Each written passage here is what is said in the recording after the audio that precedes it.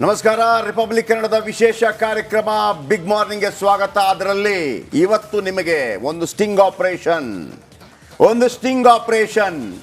ಇಲ್ಲಿ ಪಾಕಿಸ್ತಾನ್ ಜಿಂದಾಬಾದ್ ಅಂತ ಹೇಳುವಾಗ ಹೇಗೆ ನಾವು ಹೆಡೆಮುರಿ ಕಟ್ಟಿದ್ವಿ, ಆ ಸಂದರ್ಭದಲ್ಲಿ ಇಲ್ಲ ಆ ಥರ ಹೇಳಲೇ ಇಲ್ಲ ಅಂತ ಹೇಳಿದಂಥವರು ಯಾವಾಗ FSL ರಿಪೋರ್ಟ್ ಬಂದಾಗ ಬಾಲ ಮುದ್ರಕೊಂಡು ಕೆಳಗೆ ಹಾಕ್ಕೊಂಡು ಕೂತ್ಕೊಂಡ್ರು, ನಂತರ ಮಾತಾಡಿಲ್ಲ. ದೇಶದ ಭದ್ರತೆ ವಿಚಾರದಲ್ಲಿ, ಅದು ಕೂಡ ಆಂತರಿಕ ಭದ್ರತೆ ವಿಚಾರದಲ್ಲಿ ಶತ್ರು ರಾಷ್ಟ್ರಗಳ ಅನೇಕರು ಬಂದು ಇಲ್ಲಿ ಬಿರಿಯಾನಿ ತಿಂತ ಕೂತಿದ್ದಾರೆ. ಬಹುಶಃ ಅವರಿಗಾಗಿ ಬಹು ಬಿರಿಯಾನಿ ಪಾರ್ಸಲ್ ಆಗ್ತಾ ಇದೆಯಾ? ಬನ್ನಿ, ಕನ್ನಡ ಮಾಧ್ಯಮ ಲೋಕದಲ್ಲಿ ಐತಿಹಾಸಿಕ, ಈವರೆಗೂ ಯಾರು ಮುಟ್ಟದ ವಿಷಯ ಇದು. ದೇಶದ ಭದ್ರತೆಗೆ ಎಲ್ಲಿಂದ ಶುರುವಾಗಿದೆ ಧಕ್ಕೆ, ಎದುರಾಗಿದೆ ಧಕ್ಕೆ. ರಿಪಬ್ಲಿಕ್ ಕನ್ನಡದಲ್ಲಿ ನಂಬರ್ 1 ಸ್ಟಿಂಗ್. ಅಕ್ರಮ ಒಳನುಸುಳುಕೋರರು, ಬಾಂಗ್ಲಾದೇಶದ ನುಸುಳುಕೋರರು ನಿಮ್ಮ ಗಲ್ಲಿಯಲ್ಲಿ, ನಿಮ್ಮ ಪಕ್ಕದ ಮನೆಯಲ್ಲಿ, ನಿಮ್ಮ ರೆಂಟ್ ಕೊಟ್ಟಿರುವ ಮನೆಯಲ್ಲೂ ಕೂಡ ಇರಬಹುದು. ಯಾವಾಗ ಢಮ್ ಅನ್ನತ್ತೆ ನಮಗೆ ಗೊತ್ತಿಲ್ಲ. ರಾಜ್ಯ ರಾಜಧಾನಿ ಬೆಂಗಳೂರಿಗೆ ಬಾಂಗ್ಲಾದೇಶಿ ಒಳನುಸುಳುಕೋರರ ಕಂಟಕ. ಅವರು ಬಾಂಗ್ಲಾದೇಶರು ಹೌದೋ ಅಲ್ಲೋ ಅನ್ನೋದಕ್ಕಿಂತ ಅವರು ಪಾಕಿಸ್ತಾನಿಗಳು ಯಾಕಾಗಿರಬಾರ್ದು? ಹಾಗಂತ ಯಾರು ಬಂದು ಹೋಗಬಾರ್ದು ಅನ್ನುವಂಥದ್ದಲ್ಲ.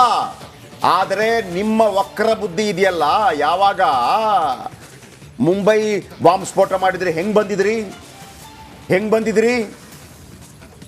ಅಕ್ರಮ ಬಾಂಗ್ಲಾದೇಶ ನುಸುಳುಕೋರರು 20,000ಕ್ಕಿಂತಲೂ ಹೆಚ್ಚು ಜನ ಇದ್ದಾರೆ ಬೆಂಗಳೂರಲ್ಲಿ, ನಂಬ್ತೀರಾ? ಅಕ್ರಮ ಬಾಂಗ್ಲಾದೇಶಿ ನುಸುಳುಕೋರರ ಬೆನ್ನತ್ತಿದ ರಿಪಬ್ಲಿಕ್ ಕನ್ನಡ. ಮಧ್ಯರಾತ್ರಿ ಆದರೆ ಆಕ್ಟಿವ್ ಆಗ್ತಾರೆ, ಗಲ್ಲಿಯ ಕಸ ಆಯುವುದೇ ಇವರ ಪ್ರಮುಖ ಕೆಲಸ ಆಗಿರುತ್ತೆ. ಹಾಗಂತ ನೀವು ಹೇಳ್ಬೋದು, ರೀ ಕೆಲಸಕ್ಕೆ ಬರ್ತಾರ್ರಿ, ಬಂದು ಹೋಗ್ತಾರ್ರಿ, ಅಯ್ಯಯ್ಯ ಬಿರಿಯಾನಿ ಕೊಟ್ಟು ಕಳಿಸ್ರಿ ಅಂತ ನೀವು ಹೇಳ್ಬೋದು. ಆದರೆ ನಾಳೆ ಇವರೇ ವಾಪಸ್ ಬಾಂಗ್ಲಾದೇಶಕ್ಕೆ ಹೋದಾಗ ಅವರನ್ನ ಪಾಕಿಸ್ತಾನಿ ಏಜೆಂಟ್ಗಳು ಕಾಂಟ್ಯಾಕ್ಟ್ ಮಾಡಿಕೊಂಡು ಅವರ ಕೈಯಲ್ಲೇ ಬಾಂಬ್ ಬಿಡಿಸುವಂಥ ಪ್ರಯತ್ನಗಳಾದರೆ ಯಾರನ್ನ ಕೇಳ್ತೀರಿ? ಪಾಕಿಸ್ತಾನದಿಂದ ಒಳನುಸುಳೋದಷ್ಟು ಸುಲಭವಲ್ಲ. ಆದರೆ ಬಾಂಗ್ಲಾದೇಶದ ಬಾರ್ಡರ್ನಲ್ಲಿ ಅಷ್ಟು ದೊಡ್ಡ ಗಸ್ತು ಇಲ್ಲ. ಏಜೆಂಟ್ಗಳಿಗೆ ದುಡ್ಡು ಕೊಟ್ಟು ಅಡ್ಜಸ್ಟ್ಮೆಂಟ್ ಮಾಡಿಕೊಂಡು ಬನ್ನಿ. ಈ ದೃಶ್ಯಾವಳಿ ನಮ್ಮ ಸುನಿಲ್ ಧರ್ಮಸ್ಥಳ ಅವರು ಮಾಡಿರುವಂಥ ಸ್ಟಿಂಗ್ ಆಪರೇಷನ್ನ ಎಕ್ಸ್ಕ್ಲೂಸಿವ್ ದೃಶ್ಯಾವಳಿಗಳು. ಇವರೆಲ್ಲ ಬಾಂಗ್ಲಾದೇಶಿಯರು. ಬೇಕಿದ್ರೆ ನಿಮ್ಮ ಪಾರ್ಟಿಯ ಯಾವುದಾದ್ರೂ ಕಾರ್ಯಕ್ರಮ ಇದ್ರೆ ₹500 ಒಂದು ಬಿರಿಯಾನಿ ಕೊಟ್ಟರೆ ಅವರು ಬರ್ತಾರೆ.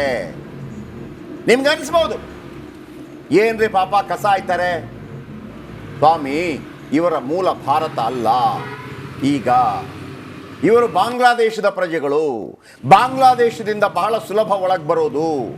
ಪಾಕಿಸ್ತಾನ ಅದನ್ನೇ ಮಿಸ್ಯೂಸ್ ಮಾಡಿಕೊಂಡು ಒಳನುಸುಳುಕೋರರನ್ನ, ಈ 20,000 ಜನರ ಪೈಕಿ 10 ಜನ ಪಾಕಿಸ್ತಾನಿ ಭಯೋತ್ಪಾದಕರಿದ್ದರೆ ಏನು ಮಾಡ್ತೀರಿ?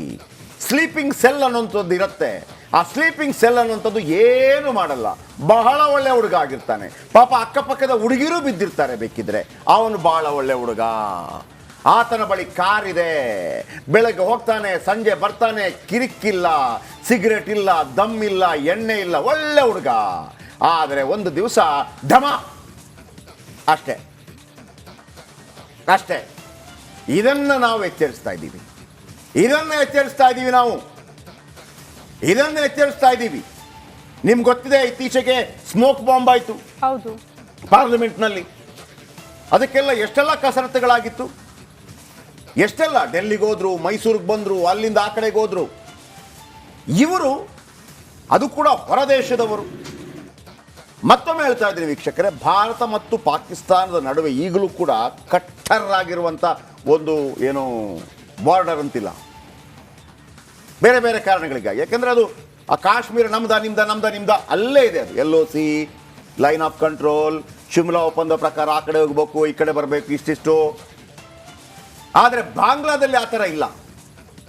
ನಿಮಗೆ ನೇಪಾಳಕ್ಕೆ ಹೋಗಬೇಕು ಅಂತಂದ್ರೆ ಪಾಸ್ಪೋರ್ಟ್ ಇದ್ರೆ ಸಾಕು, ವೀಸಾ ಬೇಕು ಅಂತಿಲ್ಲ. ಇಲ್ಲಿ ವೀಸಾ ಪಾಸ್ಪೋರ್ಟ್ ಬೇಕು, ಅದಿಲ್ಲದೆ ಬಂದಿರ್ತಾರೆ. ಆ 20,000 ಜನರಲ್ಲಿ ವೀಸಾ ಮತ್ತು ಪಾಸ್ಪೋರ್ಟ್ ತೋರಿಸ್ರಪ್ಪ ನೀವು ನನಗೆ. ಬಟ್ ಅವ್ರ ಹತ್ರ Aadhaar card I D card ಇದೆ. ನಮ್ಮ ಭಯ, ನಮ್ಮ ಆತಂಕ ಏನಪ್ಪಾ ಅಂತಂದ್ರೆ ಪಾಕಿಸ್ತಾನದ ಬರೋಕ್ಕಾಗೋದಿಲ್ಲ, ಸ್ಟ್ರಿಕ್ಟ್ ಇದ್ದೀವಿ. ಆತ ಪಾಕಿಸ್ತಾನದ ಬಾಂಗ್ಲಾಕ್ಕೆ ಹೋಗೋದಕ್ಕೇನು ಸಮಸ್ಯೆ ಇಲ್ಲ. ಪಾಕಿಸ್ತಾನಿಗೆ ಬಾಂಗ್ಲಾಕ್ಕೆ ಹೋಗೋದಕ್ಕೆ ಸಮಸ್ಯೆ ಇಲ್ಲ. ಬಾಂಗ್ಲಾದಿಂದ ಅವ ಎಂಟ್ರಿ ಈಸಿ ಇಂಡಿಯಾಗೆ. ಆತ ಇಲ್ಲಿ ಬಂದು ಸೆಟ್ ಮಾಡಿ ಮತ್ತೊಂದು ಮಾಡಿ 4 ಜನ ಬಂದ, 5 ಜನ ಬಂದ, 10 ಜನ ಬಂದ. ನಾವು 20,000 ಜನದಲ್ಲಿ ಒಂದು 100 ಜನ ಸೆಟ್ ಮಾಡ್ದ. ನೀನೊಂದು ತಗೊಂಬ ಐಟಮು ಡಮ್ಮನ್ಸು. ಯಾರು ಹೊಣೆ ಇದಕ್ಕೆ? ಯಾರು ಬಿಡ್ತಾರೆ, ಹೇಗೆ ಬರ್ತಾರೆ ಇವರು? ಅದು ಏಜೆಂಟ್ಗಳು 2,000ದಿಂದ 20,000ಕ್ಕೆ ಬರ್ತಾರೆ. ನೀವು ಹೇಳ್ಬೋದು, ಚಿಂದ್ಯಾಯ ಕೆಲಸ ಮಾಡ್ತಾರಪ್ಪ, ಮತ್ತೊಂದು ಮಗದೊಂದು. ಇದನ್ನ ಇವರು ಮಾಡ್ತಿರ್ಬೋದು, ಆದ್ರೆ ಇವರಿಗೆ ಪ್ರೇರೇಪಣೆ ಕೊಡೋರು ನಾಳೆ ಎಲ್ಲಿಗೆ ಹೋಗ್ತೀಯಪ್ಪ, ಎಷ್ಟು ಕೊಡ್ತಾರೆ? 50 ರೂಪಾಯಿನ ದಿವಸಕ್ಕೆ. ಎಷ್ಟು ಹೋಗ್ತೀಯ ಬೆಂಗಳೂರಿಗೆ ಹೋಗ್ಬಿಟ್ಟು? 5,000 ರೂಪಾಯಿನ ತಿಂಗಳಿಗೆ. 5 ಲಕ್ಷ ಕೊಡ್ತೀನಿ, ಇಡು ಬಾಂಬ್. 5 ಲಕ್ಷ ಕೊಡ್ತೀನಿ, ಇಡು ಬಾಂಬ್. ಸರ್ ಅಪ್ಪ ಅಮ್ಮ ನಂದು, ನಿನ್ನ ಅಪ್ಪನಿಗೆ 5 ಲಕ್ಷ, ನಿನ್ನ ಅಮ್ಮನಿಗೆ ಸರ್ ತಂಗಿಗೆ ಮದುವೆ. ಇದೇ ತಾನೇ ಆಗೋದು, ಇದೇ ತಾನೇ ಆಗೋದು. ಈಗ ಹೇಳಿ ನಮಗೆ, ನಾವೇನ್ ಮಾಡಬೇಕಾಗಿತ್ತು? ರಿಪಬ್ಲಿಕ್ ಕನ್ನಡ ಅದನ್ನ ಮಾಡಿದ್ದೀವಿ. ಎಕ್ಸ್ಕ್ಲೂಸಿವ್ ಆಗಿ ಇದರ ಬಗ್ಗೆ ಒಂದು ಸ್ಟೋರಿ ನೋಡ್ಕೊಂಡ್ ಬನ್ನಿ.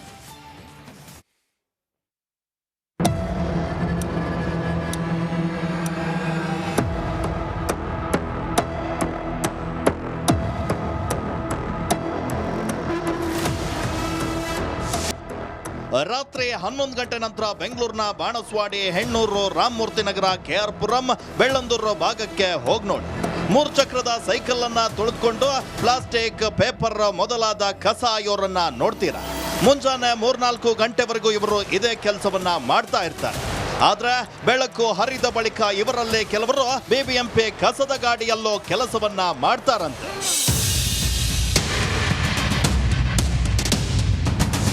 आप लोग यहाँ पर क्या काम करते हैं? एक कूड़ा का बड़ा कचरे का? हाँ, यही कचरा का काम करता हूँ. BBMP का गाड़ी में काम करता है? सुबह BBMP का गाड़ी में इस कॉलोनी में जाता हूँ, इसी कॉलोनी से जाता हूँ. यही सर. ಅಂದಾಗೆ ಹೀಗೆ ಕಸ ಆಯುವ ಇವರಲ್ಲಿ ಬಹುತೇಕರು ನಮ್ಮ ದೇಶದವರು ಅಲ್ವೇ ಅಲ್ಲ. ಕೇಳಿದ್ರೆ ಕೋಲ್ಕತ್ತಾ, ಅಸ್ಸಾಂ ಅಂತ ಹೇಳ್ತಾರೆ. ಆದ್ರೆ ಬಹುತೇಕರು ಪಕ್ಕದ ಬಾಂಗ್ಲಾದೇಶದಿಂದ ಬಂದಿರೋರು. ಪಶ್ಚಿಮ ಬಂಗಾಳ, ಅಸ್ಸಾಂ ರಾಜ್ಯದ ಗಡಿ ಭಾಗಗಳ ಮೂಲಕ ಅಕ್ರಮವಾಗಿ ಭಾರತಕ್ಕೆ ಎಂಟ್ರಿಯಾಗಿ ಅಲ್ಲಿಂದ ಬೆಂಗಳೂರಿಗೆ ಬಂದಿರೋರು. ಹೀಗೆ ಕಸ ಆಯುತ್ತಾ ಸುತ್ತಾಡ್ತಿದ್ದವರನ್ನ ರಿಪಬ್ಲಿಕ್ ಕನ್ನಡ ಮಾತನಾಡಿಸಿದಾಗ ಸ್ಫೋಟಕ ವಿಚಾರಗಳು ಬಹಿರಂಗಗೊಂಡಿವೆ. ನಾವು ಮೊದಲು ಮಾತನಾಡಿಸಿದ ಈ ವ್ಯಕ್ತಿಯ ಹೆಸರು ಬಿಜೋಯ್. ಆರಂಭದಲ್ಲಿ ವೆಸ್ಟ್ ಬೆಂಗಾಲ್ ಅಂತ ಹೇಳಿದ್ದ ಬಿಜೋಯ್ ಕೊನೆಗೆ ತಾನು ಬಾಂಗ್ಲಾದೇಶದಿಂದ ಬಂದಿದ್ದೇನೆ ಅಂತ ನಿಜವನ್ನ ಒಪ್ಪಿಕೊಂಡ.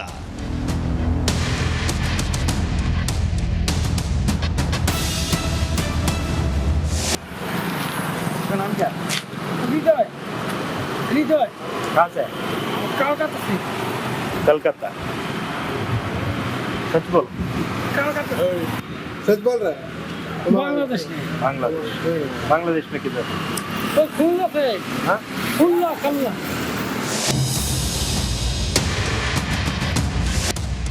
ನಾವು ಮಾತನಾಡಿಸಿದ ಇನ್ನೊಬ್ಬ ವ್ಯಕ್ತಿಯ ಹೆಸರು ಮೊಹಮ್ಮದ್ ಲುಕ್ಮಾನ್. ಈತ ಬಾಂಗ್ಲಾದೇಶದ ಕುಲ್ನಾ ಜಿಲ್ಲೆಯವನಂತೆ. ಲಾಕ್ಡೌನ್ ಆಗೋಕೆ ಮುಂಚೆನೆ ಬೆಂಗಳೂರಿಗೆ ಬಂದಿದ್ದೆ ಅಂತ ತನ್ನ ಕಥೆಯನ್ನ ಹೇಳ್ಕೊಂಡ.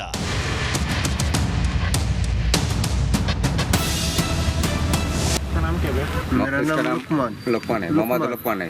कहाँ से है आप? हम बांग्लादेश से. किधर बांग्लादेश का? बांग्लादेश खुलना जिला का है. खुलना जिला.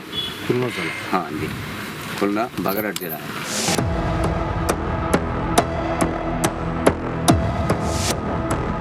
ಈ ವ್ಯಕ್ತಿ ಹೆಸರು ಮೊಹಮ್ಮದ್ ರಿಫನ್. ಇವರು ಬಾಂಗ್ಲಾದೇಶದ ಬಾರ್ಡರ್ ನಲ್ಲಿ ಇರುವ ಅಧಿಕಾರಿಗಳಿಗೆ ಹಣ ಕೊಟ್ಟು ಬರ್ತಾರಂತೆ. ಬಾಂಗ್ಲಾದೇಶದಿಂದ ಗಡಿ ಕಾಯಲು BDR ಅನ್ನೋ ಫೋರ್ಸ್ ಇದೆ. ರಾತ್ರಿ ವೇಳೆ ಬಾಂಗ್ಲಾದೇಶ ರೈಫಲ್ಸ್ ರಿವೋಲ್ಟ್ ಅನ್ನೋ ಗಡಿ ಭದ್ರತಾ ಪಡೆಯ ಅಧಿಕಾರಿಗಳಿಗೆ ಹಣವನ್ನ ಕೊಟ್ಟು ಗಡಿ ದಾಟಿ ಬರ್ತೀವಿ ಅಂತ ಹೇಳ್ತಾರೆ.